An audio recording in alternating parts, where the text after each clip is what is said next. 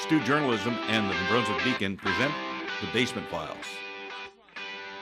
Hi, and welcome to this week's edition of The Basement Files. I'm Alicia Bosch. And I'm Meredith Gillis. We're here in the sub-atrium on this sunny spring day.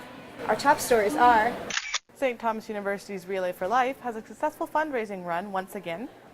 University professor runs for mayor of Fredericton. And a special peek inside what it's like to be homeless. The Canadian Cancer Society's Relay for Life is a time-honored tradition at St. Thomas University. Students raise money for cancer research through a 12-hour relay. Organizational duties this year changed hands, with second-year student Nathan Patton taking the reins. Vanessa Cormier reports from the event. I'm here at James Dunn Hall at St. Thomas campus, where students have gathered for the annual Relay for Life, supporting the Canadian Cancer Society. The long-running event is in its 7th year at STU, and new coordinator Nathan Patton hopes to capitalize on last year's success, which raised $10,000. Over 100 people turned out for this year's St. Thomas Relay for Life. The new leadership of organizer Nathan Patton brought changes to the night's usual lineup. Much hesitation. You know, last year, great time, great turnout, and they made a lot of money. But I found, come 12 o'clock, midnight, it was kind of a slump. Like it was, we were kind of bored and kind of slow. So I've got, hourly activities going to hit them like bam, bam, bam. We've got something big and fun to do to keep people awake. So that's my angle this year. The night kicked off with speeches and a lap around the courtyard, led by 4 cancer survivors from the St. Thomas community. It was an all-night relay with at least one team member doing laps at all times. The rest of the team gathered inside and participated in activities designed to keep them awake until the end of the relay at 7 a.m.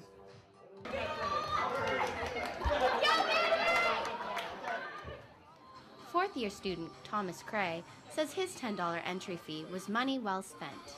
If you think about it, if you went out for the night, you would spend so much more. So at least you're doing a good thing. You're raising awareness, and if anything, you're saving money. So, and you're putting it in a good place. Fredericton band Coral Bear lent its talents for the evening's entertainment, while participants lit luminaries in remembrance of family and friends lost to the disease. Some brave volunteers carried on a relay tradition by cutting their ponytails and shaving their heads. This year's Relay for Life raised more than $5,000. For STU Journalism, I'm Vanessa Cormier. Canada is pinching pennies as part of its new federal budget. On March 29th, it was announced the Royal Canadian Mint will stop producing pennies. It costs the government 1.6 cents to make each piece. In the fall, businesses will start returning pennies to banks, where they will be melted and the metal recycled. Candidates are gearing up for municipal elections on May 14th. St. Thomas University professor Matthew Hayes launched his campaign last Friday night, sharing his ideas about Fredericton's future and running against Brad Woodside. Karonisia Inchar has more on the story. There was music, there was dancing,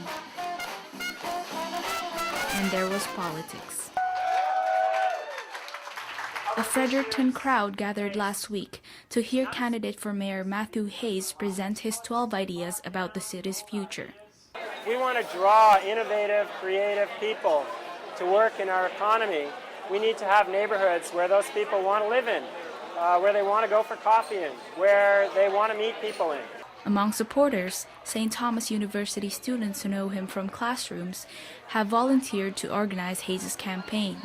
The way we engage people is by offering a really exciting and credible alternative to the status quo. Hayes is running for the first time in the city elections and will compete against veteran Mayor Brad Woodside. Everyone knows who Brad Woodside is. Not that many people know who I am yet. So the challenge will be to get my name out there and make it so that people know who I am.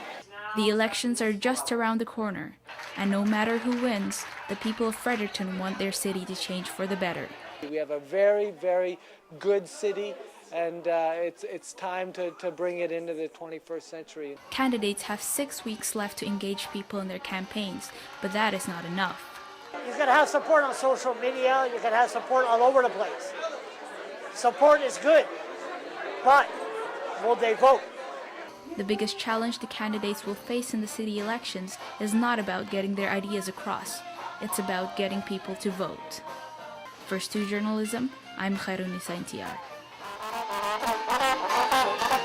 Spring has sprung in Fredericton. While many drivers are now saying farewell to icy roads, they now face a new challenge: potholes. Mayor Brad Woodside hopes to change that. Whitney Nielsen took to the streets of Fredericton to assess the damage. I'm here in downtown Fredericton, where City Council has just launched a new initiative asking citizens to report any potholes they see.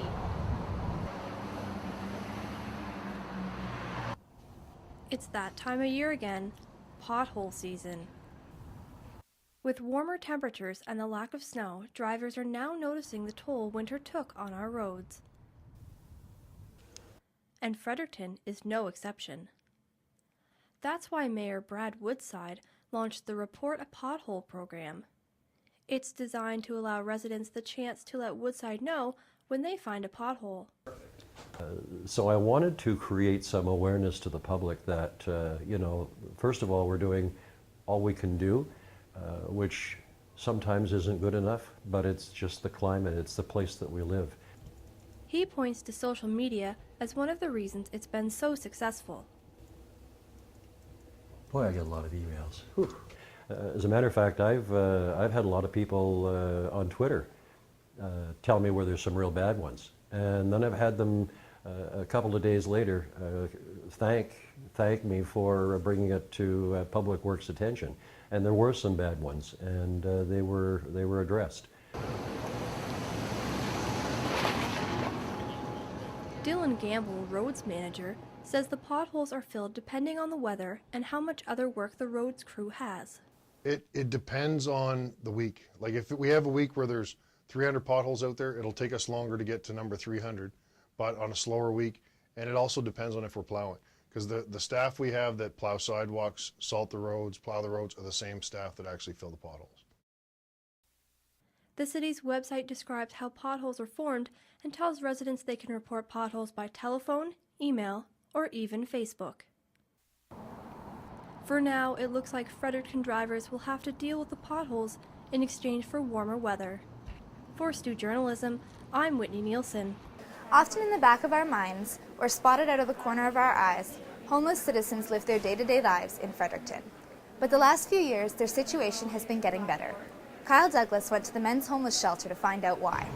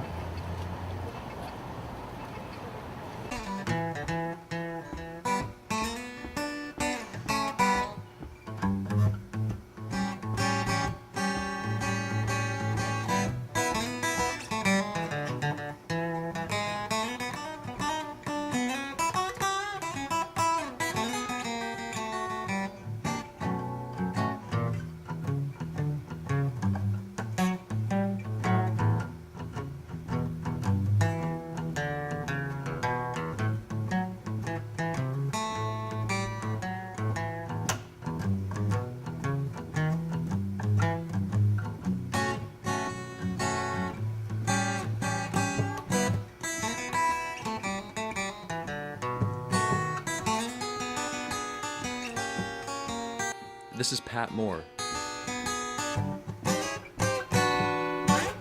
He's been playing guitar for 50 years.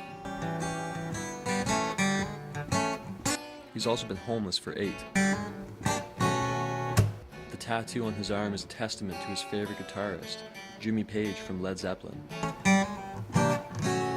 When I heard that overdrive and that, the things he was doing with this guitar in 1968 or 1969, it was just kind of revolutionary. You won't find Pat out on the streets. He stays here at the Fredericton Men's Homeless Shelter on the city's south side. A few years back, I had a heart attack, and I had drug issues and bankruptcy, divorce, and all this here. And I went on welfare. I quit my job. I got evicted from where I was staying, and there wasn't any more places left to rent hardly, so I decided to come up to the shelter. try my luck up here, but I've been having a hard time finding a place to stay. The shelter has seen declining numbers for the last 4 years now. Across the parking lot at the Victoria Health Centre, Tim Ross works for the Community Action Group on Homelessness to try and find out why. He says declining shelter use is only the tip of the iceberg. There's a larger community at risk here. There's a large community that may be hidden homeless. These are individuals who are couch surfing or rough sleeping outside. But the situation for those in shelters has been getting better. And it's because of places like this, the John Howard Society's new affordable housing unit on Main Street. It's a step in the right direction, says Ross. Housing first is a much better approach. Provide individuals housing, and then the wraparound supports needed to address those contributing factors. And individuals will stabilize and their health outcomes will improve. Shelter manager Brian Mumbercat says the results of more affordable housing have been apparent. And affordable housing has been terrific, and people are taking advantage of getting their own place, and they're not really abusing the place for a place to stay. What does affordable housing mean? It means it goes on their income. If they're on welfare, it's adjusted to their check. At the shelter, residents are bound to a strict no drugs or alcohol policy. There's plenty of other things to do. Oh, I find it better for my sobriety. You know, I'm not being offered anything in here, and there's nothing available in here. Every morning they wake up at 7 to clean. Most go to anonymous support groups, and no one is allowed to use a bed again until 5. Lights go out for good at 11. Despite all the progress, one problem still plagues the homeless. I think a lot of homeless people are, like, not necessarily drug addicts or alcoholics. I think a lot of them are mentally ill, and they have been released from psychiatric wards with you know, enough medication to do them a month, and they stop taking medication for whatever reason, and a lot of them are just exist day by day. But Ross says, at least financially, the city is on the right track. The cost of addressing homelessness through emergency and institutional responses can be around $100,000 per year.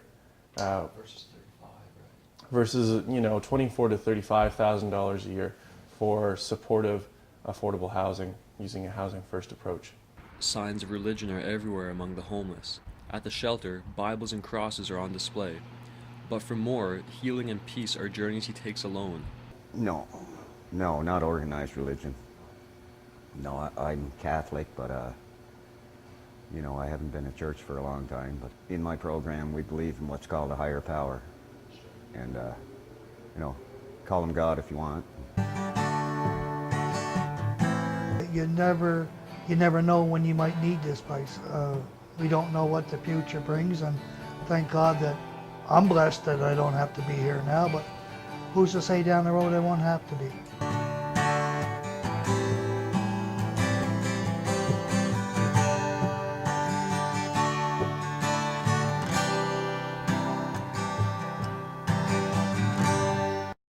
Thanks for watching this week's edition of the Basement Files. Tune in next week for our last show. Bye.